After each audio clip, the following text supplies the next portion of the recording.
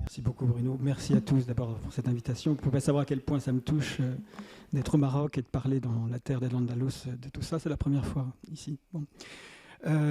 Alors oui, d'abord, en fait, évidemment, on vit donc l'idée, effectivement, brièvement, c'est de te répondre et de parler de cette situation philosophiquement, à mon avis, sans équivalent, qui n'est pas encore pensée. Mais aussi, au départ, ce livre est parti d'un constat assez simple. Aujourd'hui, il y a une profusion d'ouvrages sur l'écologie. Et on se tourne vers les autres cultures, dit-on en Europe. Donc, Philippe Descola, par exemple, a écrit L'écologie des autres. Et il y a, comme toujours, parce que j'ai beaucoup travaillé sur ce type d'élision, la culture arabe était un peu laissée pour compte, alors qu'il y avait des textes étonnants, dont on va parler tout à l'heure, qui peuvent être d'une actualité saisissante. Alors, la deuxième idée, qui est évidemment importante, c'est que la philosophie, dans une telle situation, a un rôle à jouer.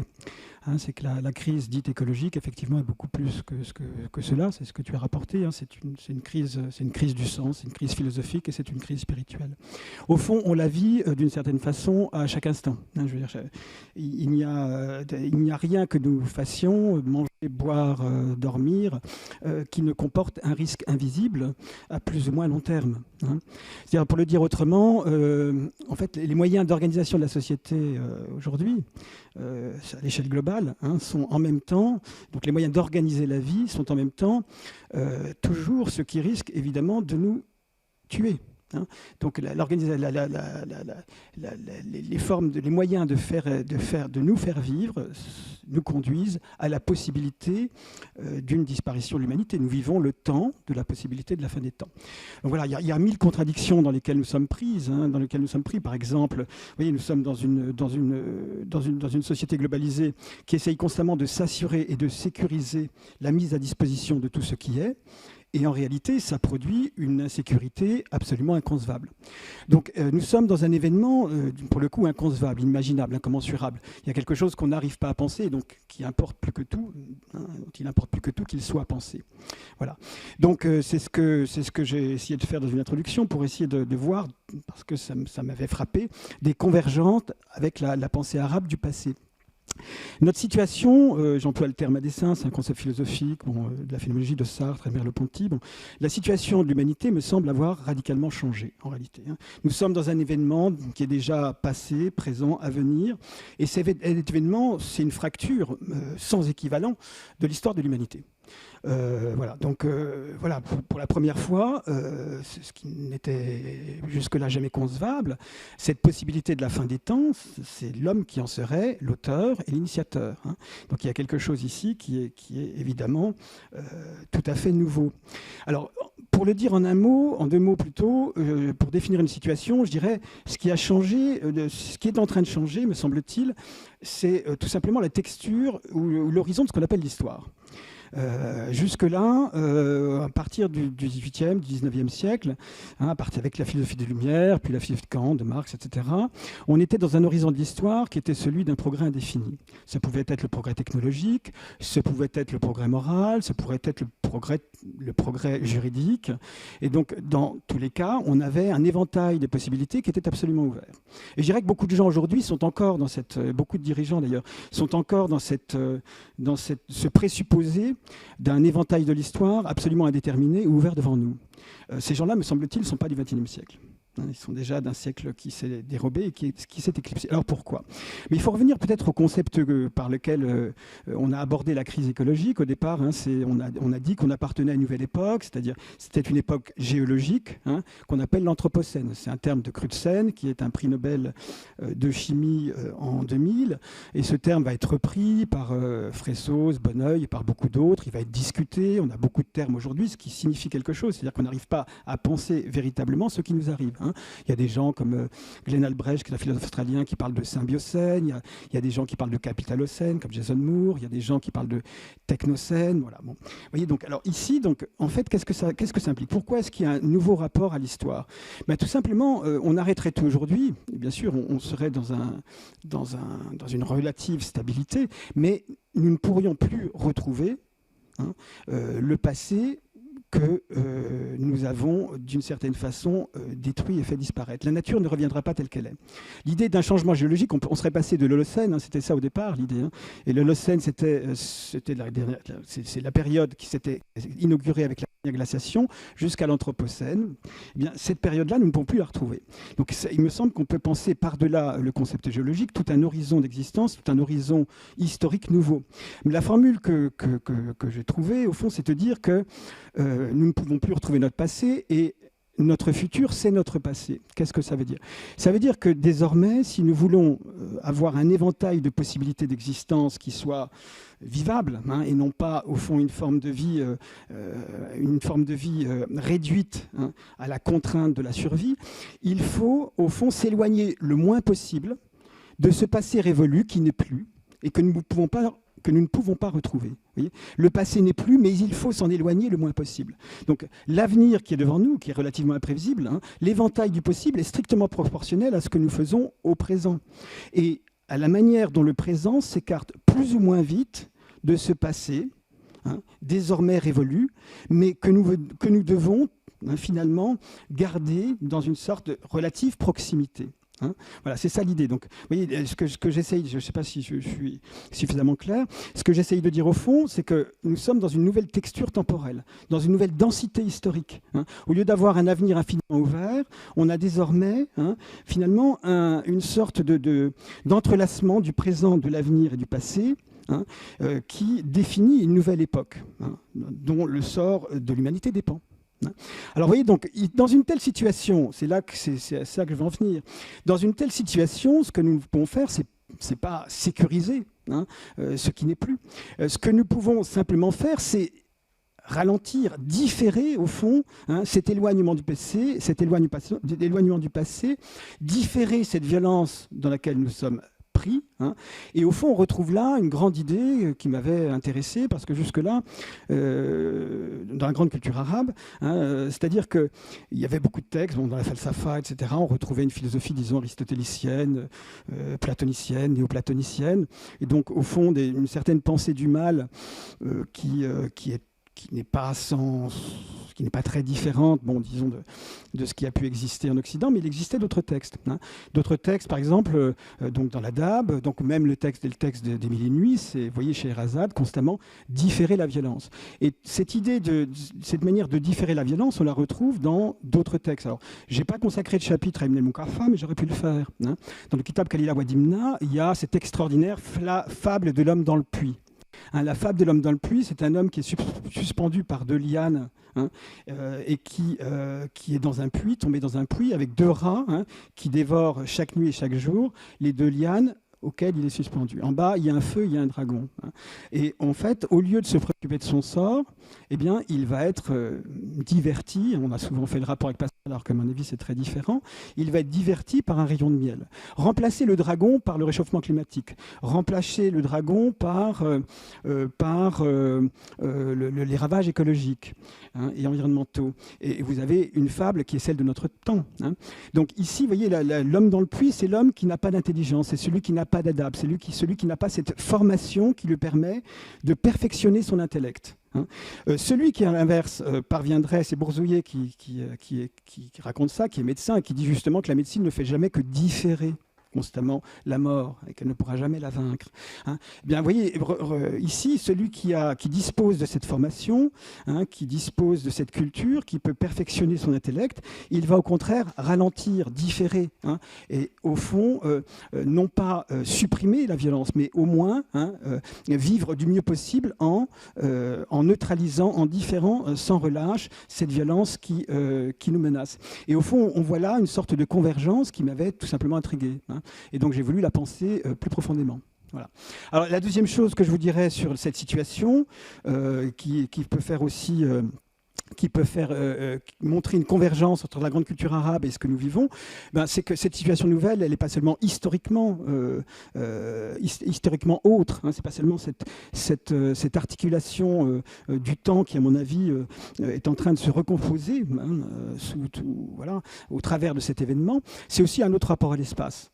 Donc, au fond, nous sommes dans un autre rapport à l'espace, alors lequel on pourrait réfléchir longtemps sur cet aspect-là aussi.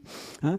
Il y a cette idée, au fond, j'aime beaucoup l'image de Latour, Bruno Latour, dans Où suis-je, c'est l'avant-dernier livre, où il dit, au fond, quand on y réfléchit, hein, l'espace dans lequel on vit, c'est un espace qui a à peu près 10 km. Pourquoi?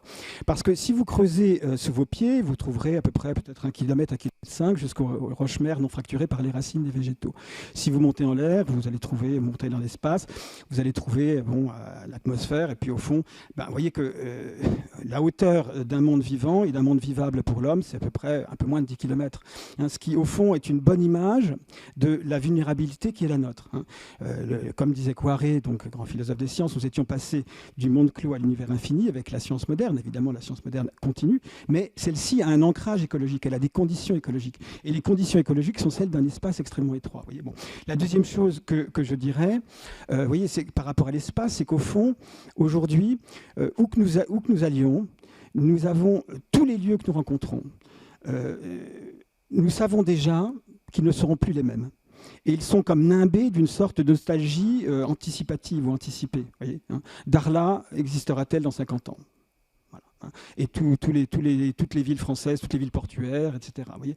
Donc ici, au fond, nous sommes, si vous voulez, partout, dans tous les lieux, hein, comme en exil.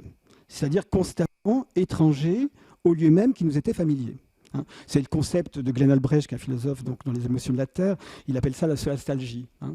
Donc il y a cette idée, vous voyez, que tous les lieux sont en train de changer et de nous rendre d'une certaine façon étrangers.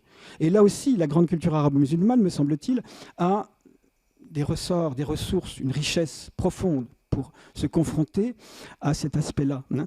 Parce qu'il y avait une pensée de l'altérité que j'ai cru déceler, par exemple, dans l'adab, parce qu'il y a, et j'y reviendrai, une extraordinaire pensée de l'hospitalité. À mes yeux, la culture arabo-musulmane, sa forme symbolique, c'est l'hospitalité, qu'on retrouve partout, hein, et pas seulement jusque dans la poésie anti-islamique. Et donc, il y a dans cette expérience de l'hospitalité, sur laquelle on viendra peut-être tout à l'heure, il y a une profonde richesse pour se confronter à cette nouvelle situation. Voilà. Le concept d'adab est évidemment très large, ça peut vouloir dire les lettres, etc. Ça peut vouloir dire aussi, on le retrouve, Éric Geoffroy en parle pour le soufisme d'El-Alaoui, hein, la juste attitude dans le soufisme. Le sens que j'ai essayé de dégager, c'est à partir d'Ibn Mukafa, donc dans l'adab al-Saghir et l'adab al-Kabir. Hein. Et donc Ibn al-Mukafa est le fondateur et l'initiateur donc d'une fable où on trouve d'ailleurs, à mon sens, le premier terme de Faylassouf, hein, bien avant la falsafa, c'est-à-dire qu'il existait tout un corpus de textes qui n'était pas pris en compte et que j'avais envie de penser parce que je sentais qu'il y avait quelque chose d'extrêmement profond. Et en fait, ce qu'on trouve donc, notamment, il y a deux grandes idées qui permettent de montrer effectivement comment là aussi on a une façon de différer constamment la violence et qui est très différente, par exemple, du dialogue platonicien. Le dialogue platonicien, finalement, on va surmonter la violence comment en découvrant des essences éternelles. Et là, on aura les conditions d'une suppression définitive, hein, du mal, etc. Donc cette idée, en revanche, qu'il faut constamment différer la violence est omniprésente dans les contes des Minuit, mais aussi dans le Kitab Imta ou Al-Mu'anassa, hein, le livre du plaisir partagé en amitié. Je parlerai d'ailleurs peut-être plus de convivialité que d'hospitalité, il faudrait peut-être que je m'en explique. Mais on avait une sorte de lien, de rapport à la parole qui est absolument extraordinaire. Alors, les 40 nuits du Kitab Imta ou Al-Mu'anassa, hein, donc ce sont des nuits consacrées, donc ce sont les milieux de nuit, effectivement, à mes yeux, hein, les milieux de nuit du savoir. Hein, chaque nuit est consacrée à une question. On a des savants qui sont présents, hein, et ils vont débattre. Et là, on n'aura pas, disons, une démonstration, on n'aura pas une conclusion définitive. Et tout cela, c'est une manière de philosopher qui me semblait complètement originale. Alors, en creusant un petit peu, on se rend compte, par exemple, que tous les rapports de domination, tous les rapports de force qui existent le jour, hein, eh bien, au fond, sont abolis, dépassés, dans cette parole conversante qu'on va trouver la nuit. Par exemple, donc, il y a le vizir Ibn Sa'adan qui pose des questions. Donc, le jour, il a une position de domination, une position verticale. Hein, mais la nuit, il devient un hôte de la parole conversante. Il devient, au fond, il devient quelqu'un qui prend place dans cette parole comme n'importe qui. Donc, à mes yeux, il y a même d'ailleurs un espace proprement démocratique, là, pas du tout au sens de la démocratie grecque, mais véritablement, vraiment une forme d'égalité entre les hôtes de cette parole hein. Et on voit qu'à chaque fois, cette façon, cette façon de prendre part à la parole, eh bien, modifie ces rapports de force et ces rapports de violence qui existent le jour, hein. Donc de la même façon, on a un copiste qui va s'en prendre, et souvent l'adib était le jour donc un katib, c'est-à-dire aussi bien un conseiller qu'un copiste. Donc il faisait un travail contraignant. Donc la journée, on a affaire à la contrainte, comme on a affaire à la violence, mais la nuit, eh bien, on dépasse ces rapports de violence et on trouve, au fond, un autre rapport à la parole, et donc qui n'est plus de l'ordre de la contrainte, qui devient un espace de liberté. Alors j'ai appelé ça, pour inverser, parce qu'on a le philosophe Paul Ricoeur qui a parlé du concept d'identité narrative, c'est-à-dire qu'au fond, pour Paul Ricoeur, en fait, il n'y a pas d'identité substantielle, hein. Au fond, chacun d'entre nous, c'est ça, l'ipséité n'est jamais que ce qu'il peut dire de lui-même et de son passé, hein. Donc ça, c'est le concept d'identité ou d'ipséité narrative chez Paul Ricoeur, hein. Mais ici, on aurait plutôt, dans cette parole conversante, qui change, hein, la nuit, ces rapports de violence, hein, qui existent le jour et qui donc vont revenir au lendemain, hein. Eh bien, dans cette parole-là, on aurait plutôt l'idée, hein, d'une altérité narrative, c'est-à-dire que chacun, hein, devenant l'hôte, hein, de cette parole conversante, eh bien, devient absolument autre, hein, et donc sort de ces rapports de violence. Alors ça a été ce qui me semble extraordinaire, et pour le coup ce qui me semble pas avoir été suffisamment pensé en philosophie jusque-là, c'est que dans la 25e nuit, Tawhidi va penser, mais pas définir, ce qui est un geste proprement philosophique et propre à la philosophie grecque, hein. Donc la philosophie, il va définir cela comme étant la balara. Et donc la balara, pour moi, c'est donc une sorte de parole infinie qui peut devenir science, philosophie, qui peut devenir la parole du tawil, hein, de l'exégèse coranique, qui peut devenir prose ou poésie, qui peut prendre toutes les figures, mais qui n'aura jamais, au fond, une forme définitive. Et dans cette extraordinaire pensée mise en œuvre dans les 40 nuits du livre, eh bien, on voit comment cette parole infinie peut, au fond, constamment différer des rapports de violence, la nuit, lors du majlis, hein, qui vont revenir le lendemain, comme le monde, qui inévitablement retourne à ses formes propres de violence. Mais il y a là donc une matrice pour penser philosophiquement quelque chose qu'on trouve effectivement dans ce qui est mieux connu en général, les contes de Mille et une nuits. Effectivement, c'est un texte que j'ai toujours trouvé absolument fascinant. Alors, pour vous le faire comprendre, j'y ai pensé, je vais mettre en regard deux fictions philosophiques. La première fiction philosophique, elle est contemporaine, hein, c'est celle d'un Australien, Routledge, et la seconde, effectivement, c'est celle d'Ibn Tufayl, qui me semble, à la fois, j'y reviendrai ensuite.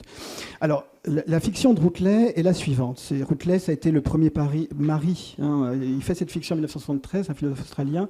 Ça a été le mari de Val Plumwood, philosophe de l'écologie, dont, peut-être le savez-vous, mais son expérience cruciale, ça a été d'être avalé par un grand alligator, de faire free death rolls sous l'eau. En général, on ne s'en sort pas. Elle en réchappe, et de cette expérience, elle va nourrir toute une philosophie de l'écologie environnementale. C'est quelqu'un d'important. Et Routledge, son mari, en 1973, il a cette fiction, c'est la fiction de Last Man, la fiction du dernier homme. Alors, quelle est-elle ? Au fond, c'est l'idée, supposer par exemple que l'humanité se soit détruite, qu'il ne reste qu'un seul homme, supposons. Ce dernier homme se livrerait à une violence absolument gratuite. Il se met à détruire tout ce qui l'entoure, hein. Il se met à détruire les plantes, les animaux, voilà. Où veut en venir Routledge ? Il veut venir, vous voyez ce que fait ce dernier homme, tout le monde au fond de lui-même le réprouve profondément. Il y a quelque chose ici d'un mal inacceptable. Ce déchaînement de violence gratuite serait absolument inacceptable. Bien. Et pourtant, si on regarde les morales, le droit qui existe, rien ne permet de le condamner. Ce qu'il appelle l'éthique libérale, c'est-à-dire au fond, je suis libre de faire tout ce que je veux, tant que ça ne me nuit ni aux autres, ni à moi-même, ou à la loi.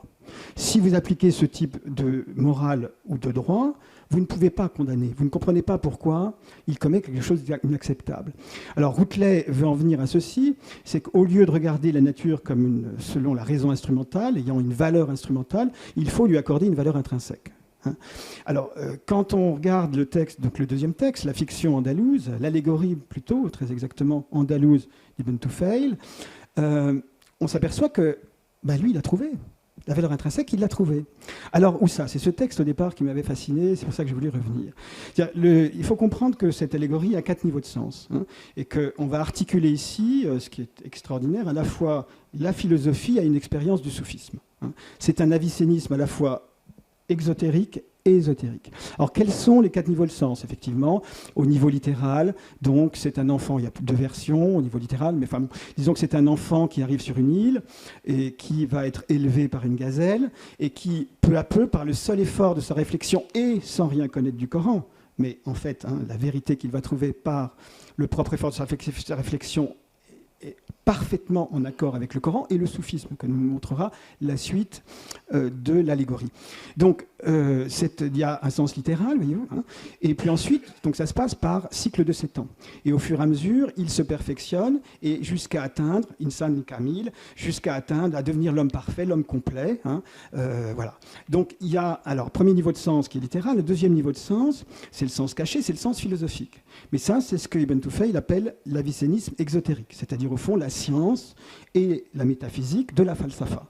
Mais pour Ibn Tufayl, il y a un troisième niveau de sens qui est ésotérique. Hein. Donc là, ça correspond à certains textes d'Avicenne, hein, qu'on a dit visionnaire. Hein. D'ailleurs, même toute l'allégorie d'Ibn Tufayl, en fait, est une sorte de reprise, hein, de récits que Henri Corbin appelait des récits visionnaires. Ce niveau de sens, c'est une perfection du cœur. Donc c'est une expérience soufie. Hein. Ça, c'est le troisième niveau. Premier niveau de sens, donc littéral. Deuxième niveau de sens, caché, qui est philosophique. Troisième niveau de sens, c'est cette expérience du cœur. Hein. Et quatrième niveau de sens, à mes yeux, c'est une manière d'écrire, comme dirait Léo Strauss, l'art d'écrire en temps de persécution, avec une certaine... Voilà, ça pourrait... Bon. Mais je laisse ça de côté. Alors, vous voyez, donc le passage qui m'intéresse se situe justement lors de l'expérience du cœur d'Ibn Tufayl, hein, de Hayy ibn Yaqzan. Qu'est-ce qui va se passer? Bien, à ce moment-là, donc il est en train d'essayer de s'accomplir et il va se dire, au fond, il est pris dans un dilemme. Hein. Soit j'essaye de me nourrir, mais du coup je porte atteinte à la perfection du créé, hein. Soit j'y renonce, mais je porte atteinte à ma propre perfection. Donc ici, on est déjà dans un dilemme écologique. Hein. On est déjà au fond, et sa réponse est immédiatement la nôtre. Hein. C'est-à-dire qu'au fond, dans une telle situation, eh ben, il va se satisfaire du strict nécessaire. Impératif de sobriété absolue. Donc Yaqzan, l'homme parfait, c'est celui qui va justement se rapporter à la nature, hein, en lui portant atteinte le moins possible. Hein, en respectant une forme de sobriété absolue, se nourrir du strict nécessaire. Donc vous voyez, ici on trouve quelque chose qui est quand même assez étonnant.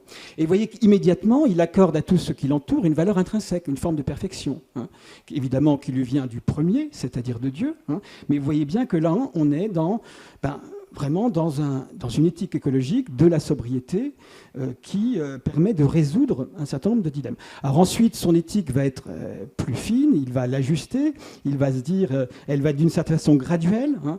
Il va essayer d'abord de se nourrir, hein, d'un végétal en prenant bien soin donc, de fruits mûrs, en prenant bien soin de ne pas jeter les graines sur un sol infertile. Vous voyez, il s'agit donc ici là aussi de porter atteinte le moins possible à tout ce qui nous entoure. S'il ne le peut, il se nourrira d'un végétal, mais en prenant soin de ne jamais porter atteinte à une espèce. S'il ne le peut, il fera de même avec un animal, sans jamais porter atteinte à une espèce. Et ça, c'est la première assimilation lors de son troisième niveau de sens. Donc là, c'est une expérience du cœur, c'est une expérience qui le rapproche du fana, hein, des soufis. Et le deuxième moment, lors de cet épisode, ça va être au fond qu'il va prendre soin des animaux blessés, des plantes qui sont dans l'ombre. Hein, et donc ici, il va parachever la nature, c'est-à-dire intervenir. Voyez, donc ici, on a à la fois ce que j'appellerais en termes modernes une éthique de la préservation et de l'autre côté, une éthique de la conservation. Hein, ça, c'est un grand partage. Vous voyez, Routledge, quand il parle de valeur intrinsèque, il est dans la philosophie écologique américaine. Un des grands partages de la philosophie écologique américaine, c'est d'un côté la logique de la préservation et de l'autre côté la logique de la conservation. Il y a aujourd'hui d'ailleurs des néo-préservationnistes qui disent, ce qui est évidemment pas près d'arriver, mais qu'il faudrait que, pour que l'humanité s'en sorte, qu'on laisse la moitié de la planète planète sans hommes, dans un retrait. Voilà, c'est les néo-préservationnistes aujourd'hui, comme il y a des néo-conservationnistes. Vous voyez, cette logique de la préservation et de la conservation, on la trouve aussi dans cette éthique du XIIe siècle, ce qui pour moi est absolument incroyable. Voilà. Alors, peut-être que je peux continuer un tout petit peu, parce que, voilà, donc, ce que j'ai essayé de penser par là, c'est au fond la grande expérience du soufisme. Et je la reprends au travers de quelqu'un qui m'a énormément marqué, c'est Louis Massignon, donc, qui était évidemment qui a consacré 4 tomes à Hallaj, et qui va penser l'expérience soufie en termes d'hospitalité. Et je pense que cette allégorie d'Ibn Tufayl nous mène tout droit, non seulement à une articulation de la science et de la philosophie et du soufisme, mais au cœur de l'expérience soufie. Donc pour Massignon, la tradition abrahamique, tout entière, et c'est lui catholique melkite, il fera la prière en arabe et il récitera la Fatiha devant la croix, à Damiette, où il a construit, où il a fondé la Badalia. Massignon considérait que la tradition abrahamique était une expérience de l'hospitalité. Dieu, c'est celui qui accueille l'homme qui est en errance, qui est dans le désert, qui est finalement sans secours. Et en même temps, l'homme, c'est celui qui accueille Dieu. C'est ce que Massignon appelle la visitation de l'étranger. Donc l'expérience du fana, puis du baka, ensuite la surexistence, c'est à la fois cette expérience de l'hospitalité, ce qu'il appelle la visitation de l'étranger. Alors j'ai toujours en tête et au cœur, au fond, c'est ce vers de Rumi qui m'arrive de réciter. Ce quelqu'un dont la beauté rangeait lui les anges est venu au petit jour. Il a regardé dans mon cœur, il pleurait et je pleurais, puis il m'a demandé, de nous deux, dit, qui est l'amant ? Voilà. Donc ce vers-là, comme beaucoup d'autres chez Rumi, qui sont absolument incandescents, c'est un éblouissement sans fin, comme dirait Éric Geoffroy. Ce vers-là, qui est absolument incandescent, c'est littéralement le recueil de cette expérience de l'hospitalité inconditionnelle, qui a plusieurs traductions. Et à mes yeux, c'est là que je voulais en venir. Et un jour, j'aimerais vraiment pouvoir en parler avec des spécialistes du soufisme comme Éric Geoffroy. Chez Massignon, elle avait plusieurs traductions, cette expérience d'hospitalité inconditionnelle. Elle a une traduction d'abord éthique. C'est la plus belle pensée de l'enfance que j'ai jamais rencontrée. C'est-à-dire que l'enfant, il n'est pas à vous. Ce n'est pas votre propriété. Ce n'est pas votre possession. L'enfant, c'est l'autre que j'accueille. Et si vous êtes dans cette vérité-là, vous êtes dans la vérité du soufisme. Vous êtes dans la vérité de la tradition abrahamique. Voilà. Et je pense que ça vaut à peu près pour l'amitié ou pour l'amour. Dès qu'on commence à regarder quelqu'un comme étant une sorte de proche, trop proche, quand il n'est plus cet inconnu dont on pourra prendre soin, eh bien, au fond, on s'écarte d'une forme de sincérité et de vérité. Ça avait une traduction chez Massignon, une traduction politique, le contraire de la colonisation. Et aujourd'hui, comme on le verra peut-être tout à l'heure, évidemment, l'une des menaces de l'écologie, c'est d'aggraver la colonisation. Bon. Donc il a constamment, et là-dessus, même si dans la vie de Massignon, au départ, il a été peut-être plus ambigu, mais Massignon a toujours été fidèle à sa parole donnée, et aussi bien vis-à-vis des Palestiniens, aussi bien vis-à-vis des Algériens. Au fond, ce refus de la colonisation, qui est l'extraversion même de l'hospitalité, c'est quelque chose qui est une des traductions possibles. Donc, voilà. La troisième traduction, elle est esthétique. Donc là, je reviendrai. Enfin, il y a toute une poétique, bien sûr, du soufi. Et la quatrième traduction, c'est là que je voulais en venir, et on la trouve chez Ibn Tufayl, elle est écologique. C'est-à-dire que ici, l'hospitalité inconditionnelle, évidemment, au XXIe siècle, va devoir aller à l'autre homme. Combien de millions de migrants aurons-nous ? Combien de gens qui vont mourir en mer, etc., etc. Mais l'hospitalité, elle peut aller jusqu'au vivant. Elle doit aller jusqu'au vivant. Et c'est là que... Massignon ne pouvait pas aller jusque-là, il n'était pas de notre temps. Mais aujourd'hui, vous voyez comment cette expérience du XIIe siècle d'Ibn Tufayl, pensée jusqu'au bout, peut, au fond, s'avérer extraordinairement riche pour le temps présent. Alors, Ibn Khaldoun, là, quand je parlais tout à l'heure des élisions, je n'en reviens pas. C'est-à-dire qu'en France, les philosophes de métier ne font rien d'Ibn Khaldoun. C'est quand même sidérant. Donc en France, il y a Gabriel Martinez-Gros, qui est un historien. Les historiens le lisent, parce qu'évidemment, pour son histoire universelle, alors que c'est un des plus grands penseurs du politique. Enfin, c'est absolument inouï. Et donc, cette marginalisation m'avait toujours... Bon, bref. Et donc, effectivement, puisque nous sommes dans une sorte de désertification du monde, qui menace même les déserts, hein, et on va être donc, de toute façon, acculés, mais peut-être faudrait-il le faire avant que nous soyons acculés, hein, penser une forme de sobriété de toutes les manières, eh bien, nous serons confrontés à des formes de rareté. Voilà. Donc, alors, qu'est-ce qu'on trouve chez Ibn Khaldoun? Donc là, c'est évidemment toute une théorisation du monde habité bédouin et du monde habité urbain. C'est-à-dire une pensée de l'État qui est inséparable de son contraire, hein, l'habitat désertique. Voilà. Et donc, c'est quelque chose, donc, pour Ibn Khaldoun, donc évidemment, toutes les vertus de l'homme se cultivent dans le désert. Hein.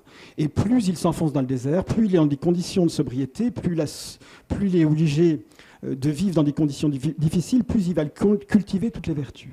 L'arabe véritable, c'est celui, justement, qui, se confrontant à l'âpreté d'un milieu, hein, va cultiver le courage, la noblesse, la sobriété, l'hospitalité, etc. Voyez. Donc ici, il me semblait là aussi qu'il y avait toute une forme d'écologie impensée chez Ibn Khaldoun, c'est-à-dire que ce qu'on appelle l'asabiyya, donc en fait, c'est pas seulement une relation entre les hommes, c'est inséparablement une relation au milieu. Il y a un philosophe, j'en parle dans le livre, mais il y a un philosophe qui m'intéresse, et pour le coup, ça ramène au Maroc, puisque Augustin Berck en a été le traducteur, le fils de Jacques Berck, hein, c'est Tetsuro Atsuji, qui est un philosophe japonais, c'était le premier traducteur de Heidegger en 1928, et qui a parlé de milieux, et notamment de milieux désertiques. Et donc ici, on a chez Ibn Khaldoun une fantastique pensée de la compréhension de ce que Atsuji appelle l'entente médiale, une fantastique compréhension du milieu désertique. Alors pourquoi ça peut nous aujourd'hui converger vers notre présent? Mais pour une raison très simple, c'est qu'on a une pensée de la Daoula, donc qui est extraordinaire, qui ne doit rien à la falsafa, c'est très différent de ce qu'on va trouver chez les falsafas. Et cet état, donc vertical, hein, il naît, il vit, il meurt. Il faut le penser comme un jardin. Et donc, ce jardin qui fleurit, à ce moment-là, ça donne face, ça donne fesse, ça donne la grande culture andalouse. Hein, ça, c'est le faste des États sur à peu près 3 générations. On va avoir toute une culture qui se déploie, comme un jardin fleuri et s'épanouit. Quand est-ce que ce jardin fleurit et s'épanouit? Quand cette culture du désert, où l'homme cultive toutes les vertus, n'est pas oubliée. Quand cette mémoire du désert continue d'exister et se trouve transposée à la fois dans la poésie, dans l'expérience soufie, dans l'expérience philosophique, dans la science, etc. Et à ce moment-là, la culture, comme ici, en ce lieu aujourd'hui, puisqu'on a quand même un grand lieu dédié à la science et à la connaissance, à ce moment-là, l'État, au fond, s'épanouit. Hein. Avant, inéluctablement, selon des mécanismes et des cercles vicieux qui ne sont pas sans rappeler certains de nos cercles vicieux présents, peut-être qu'on aura le temps d'en parler plus tard, mais bon, ça risque d'être court. Vous voyez, donc ici, au fond, il y a cette idée que la mémoire d'une relation écologique est la condition d'un épanouissement de la Daoula et la condition d'une vie urbaine accomplie, libre et épanouie. Voyez. Donc ça, par exemple, il y a une philosophe française, une traductrice de Dewey, qui est un philosophe américain, qui a écrit un livre qui s'appelle The City. Ça bien fait penser. Pourquoi? Parce qu'elle dit aujourd'hui, au lieu des villes monolithiques, les villes occidentales, monolithiques, verticales, eh ben, il faut que ces villes soient à même d'intégrer en elles ce qu'elle appelle la cité pluraliste, c'est-à-dire une vie ouverte aux vivants. Hein. Donc la ville de demain, et on retrouve la question de l'architecture, la ville de demain doit être une cité pluraliste. Vous voyez. Alors ici, finalement, c'est assez proche de l'idée d'Ibn Khaldoun, où au fond, pour que l'État soit dans sa phase de grandeur, il faut qu'il se souvienne qu'il ait en lui cette mémoire écologique du désert. Mais on trouvera là aussi, vous voyez, cette animation de l'État et en même temps aussi cette composition horizontale, parce qu'une cité pluraliste, c'est horizontal. D'ailleurs, je ne crois pas que l'écologie puisse être verticale en réalité. Personne ne peut être responsable à votre place. C'est ça la grande différence avec l'État moderne. Bon, donc, mais peu importe. Ça, c'est encore une autre question. Mais vous voyez, ici, ça veut dire que la cité pluraliste, la cité horizontale doit habiter l'État dans sa verticalité pour le rendre finalement ouvert à ce qui n'est pas lui-même. Et au fond, c'est là l'idée, si vous m'avez suivi, qu'on trouve déjà chez Ben Khaldoun. Voilà. C'est toujours un peu difficile pour un philosophe d'énoncer des solutions pratiques, mais en fait, évidemment, les idées ont un rôle majeur. Bon, voilà, tout à l'heure, on évoquait les Lumières. Les Lumières, c'était penser par soi-même. Moi, j'avais donc essayé dans un livre précédent, j'ai essayé de penser les Lumières arabes, c'est-à-dire penser de soi-même en accord avec le Coran. Aujourd'hui, je pense que ce qu'on peut faire, c'est développer ce que j'appellerais les lumières écologiques, c'est-à-dire penser soi-même, qui intégrerait donc tout ce legs dont on vient de parler, mais penser par soi-même en accord avec l'habitabilité du monde. Alors là, le travail éducatif est majeur, parce qu'aujourd'hui, pour beaucoup de raisons, il y a toute forme de déni, de résistance, qui proviennent aussi des questions, de la question des idées. Donc, comme chez Platon, chez tous les philosophes, tout commence par l'éducation. Donc, en tant que philosophe, mon rôle éducatif me semble majeur. Mais je dirais qu'en même temps, il est limité, parce qu'on a affaire à une toute-puissance, c'est le prométhéisme déchaîné. Et celui-ci, les idées, parfois, ne l'arrêtent pas. Mais bon, sur les solutions pratiques, je veux bien développer, mais je ne veux pas être trop long non plus. Comme disait Platon, il y a une vieille dissension entre philosophie et poésie. C'est-à-dire pour faire court, on a, me semble-t-il, deux grandes perspectives sur le rapport entre les deux.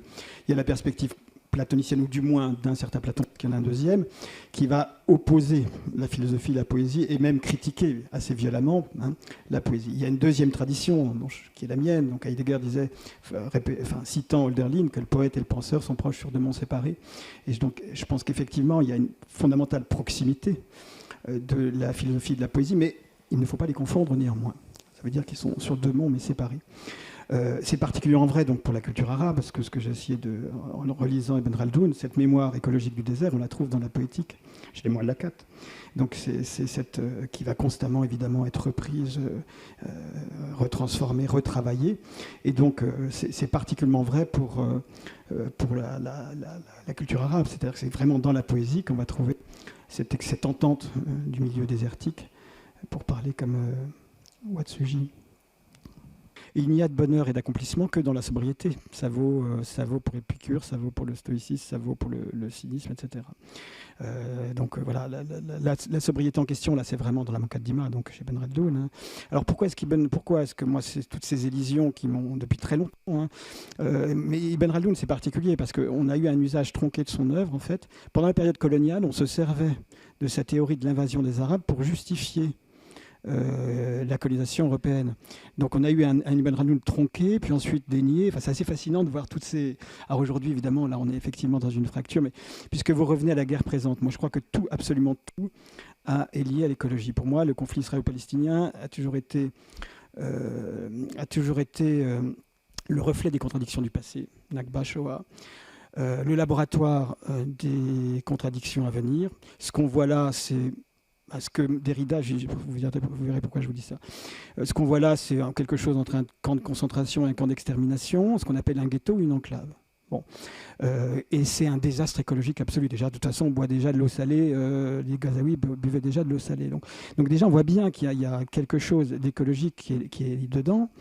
Et voilà. Et donc, dans les séminaires de 1995-1996, Jacques Derrida avait parlé de Massignon. Et il a cette remarque intéressante parce qu'il compare quelque chose qui est le contraire, mais qui est en même temps presque très proche de l'hospitalité. C'est ce qu'on appelle une enclave. Une enclave, c'est un dedans qui est en dehors du dedans, écrit-il. Un dedans qui est en dehors du dedans. C'est exactement ce que vivent. Et là, on a une violence absolue. Une violence absolue. Le remède à ça, c'est quoi ? C'est l'hospitalité inconditionnelle. L'attente, justement, l'autre... L'autre, finalement, le chez-moi devient quelque chose comme un dedans au dehors du dedans. Et d'une certaine façon, le mal ici que l'on voit sous nos yeux, pour la première fois c'est un génocide en direct, le mal que l'on voit sous nos yeux est presque en miroir le contraire de la solution que j'avançais, c'est-à-dire l'hospitalité inconditionnelle. Oui, alors amour de la sagesse, mais ça peut s'entendre de plein de façons. Je ne sais pas exactement comment répondre, mais il me semble que la question peut-être souterraine à tout ça, c'est la question de l'espoir, en fait. Donc voilà, on en parlait tout à l'heure avant. Le constat qu'on a fait est désespérant et désespéré. Donc toutes les questions sur l'affiliation proviennent de ça. Mais je crois que la philosophie a toujours pensé le mal pour essayer de vivre bien. Donc simplement, nous avons affaire à un mal nouveau. Donc s'il faut penser tout ça en parfaite lucidité, c'est la lucidité, la blessure la plus rapprochée du soleil, ce fameux aphorisme de René Char, c'est pour justement que même avec un désespoir lucide, ça nous ouvre des possibles. C'est bien, j'ai commencé par l'éventail des possibles. C'est-à-dire que je crois que c'est à partir du moment où on accepte cette situation désespérante qu'on pourra avoir une espérance du cœur et des possibilités qui s'offrent à nous. Mais il est vrai que c'est souvent au plus profond du désespoir. Je pense que dans une situation, c'est vrai à mon avis religieusement, c'est-à-dire que l'espérance n'est pas illusoire à la condition d'endurer le désespoir jusqu'au bout. Et c'est cette contradiction-là qu'on est en train de vivre, à mon avis. Plus on est soustrait au vivant, moins on fait d'expérience justement de ce milieu, moins on comprend ce milieu, et plus finalement on va s'habituer. Et c'est l'accoutumance qui est sans doute la plus grande force de l'humanité, mais aujourd'hui son plus grand péril. L'éco-agnosie, ça veut dire que chaque génération qui vient, elle considère que le monde est normal. Or que nous qui sommes plus âgés, on l'a déjà vu, totalement dégradé.